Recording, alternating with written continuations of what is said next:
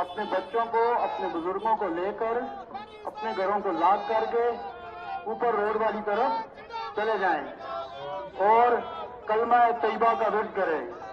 ऐलान ऐलान ऐलान एक जरूरी ऐलान समाअत फरमाएं। तमाम एहलियाने मोहल्ला के लोग के ऊपर रोड वाली तरफ चले जाएं, क्योंकि ये कुछ अदारों का हमें हुक्म है कि आप अपने इस आबादी को यहाँ से थोड़ी देर के लिए शिफ्ट करें। बहुत बहुत शुक्रिया। अपने बच्चों को, अपने बुजुर्गों को लेकर सबसे पहले मैं आपको मसूद अजहर के ठिकाने पर लिए चलता हूं। सवाल उठ रहा है, मसूद अजहर जिंदा है या फिर मार दिया गया? ये आप देख रहे हैं, ये बहावलपुर की तस्वीर है।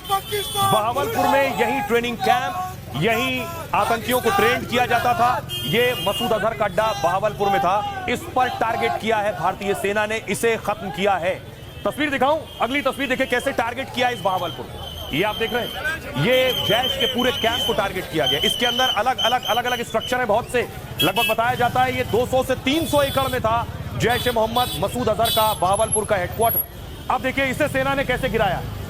ये टारगेट सेट किया और ये बहावलपुर में एक के बाद एक 4 मिसाइल आकर गिरी हैं और मसूद अजहर का अड्डा तबाह। कैंप पहले कैसा दिखता था, ये पहले की तस्वीर है, और उसके बाद मिसाइल दागे जाने के बाद देखिए उजड़ गया है, खत्म और तबाह हो गया है। दोनों तस्वीरों से, पहले और बाद की तस्वीरों से आपको अंदाजा होगा यहां क्या होता था, कैसे ट्रेनिंग दी जाती थी, कैसे लोगों को गुमराह किया जाता था, माइंड वॉश, ब्रेन वॉश किया जाता था, आतंक की ट्रेनिंग दी जाती थी और उसके बाद भारत के खिलाफ हथियार उठाकर या कभी पाकिस्तान के अंदर ही बम बांधकर फट जाने की ट्रेनिंग। यह तस्वीर आप देख रहे हैं।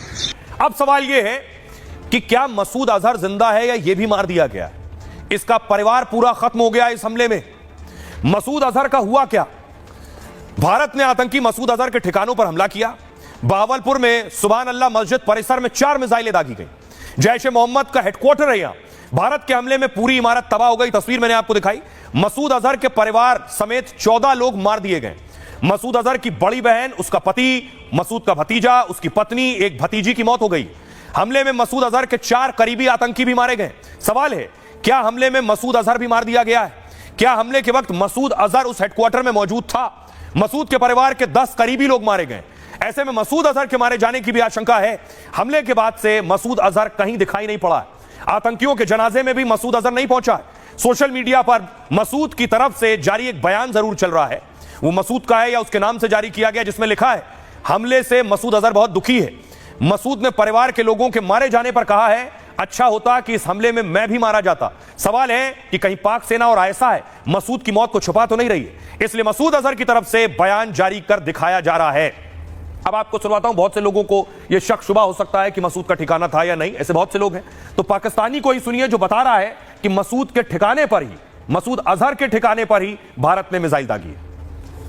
मेरे बहावलपुर सिटी के अंदर मौलाना मसूद अजहर साहब के जो है मदरसा है, उसके ऊपर 4 मिसाइल दागे गए हैं। 4 मिसाइलों के साथ हमला किया गया है मौलाना मसूद अजहर साहब के मदरसे के ऊपर। हम अपनी अफवाज पाकिस्तान के साथ खड़े हैं, लेकिन मेरा सवाल है कि हमारी एजेंसीज कहाँ सोई हुई थी, हमारी अफवाज पाकिस्तान कहाँ सोई हुई थी जब ये हमला हुआ? मुजफ्फराबाद की भी खबर आ रही है कि मुजफ्फराबाद वाली साइड पर भी ये अटैक हुआ है, लेकिन सबसे पहले मेरे बहावलपुर सिटी के अंदर अटैक हुआ है। ब्लास्टिंग मिसाइल के साथ उन्होंने हमला किया है। मौलाना मसूद अजहर साहब के मदरसे के ऊपर 4 मिसाइल मारे गए हैं। तो मसूद अजहर पर सुन लिया पाकिस्तानी का बयान। अब हाफिज सईद कहां है? हाफिज सईद के ठिकाने पर भी हमला हुआ। यह है मुरीदके में हाफिज सईद का अड्डा, लश्कर का अड्डा, जमात-उद-दावा का अड्डा, उन्हें टारगेट किया गया है। और हाफिज सईद यहां था या नहीं यह जानकारी नहीं है। अगली तस्वीर देखिए कैसे सेना ने टारगेट सेट किया और एक के बाद एक टारगेट हिट किए।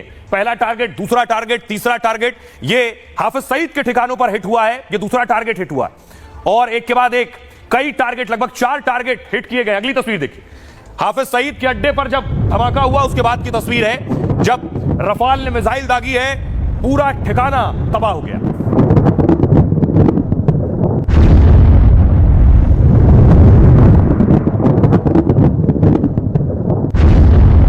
अब जरा हाफिज सईद के उस कैंप की हालत देख लीजिए जरा। यहीं कसाब ने ट्रेनिंग ली थी, यहीं पर कसाब ने ट्रेनिंग ली थी। भारत आया, यहां सूली पर टांग दिया गया और अब उस कैंप को तबाह कर दिया गया है। उस कैंप को पूरी तरह से नस्तोनाबूद कर दिया गया। किसी लायक रहा नहीं ये ढांचा जहां ट्रेनिंग हुआ करती थी।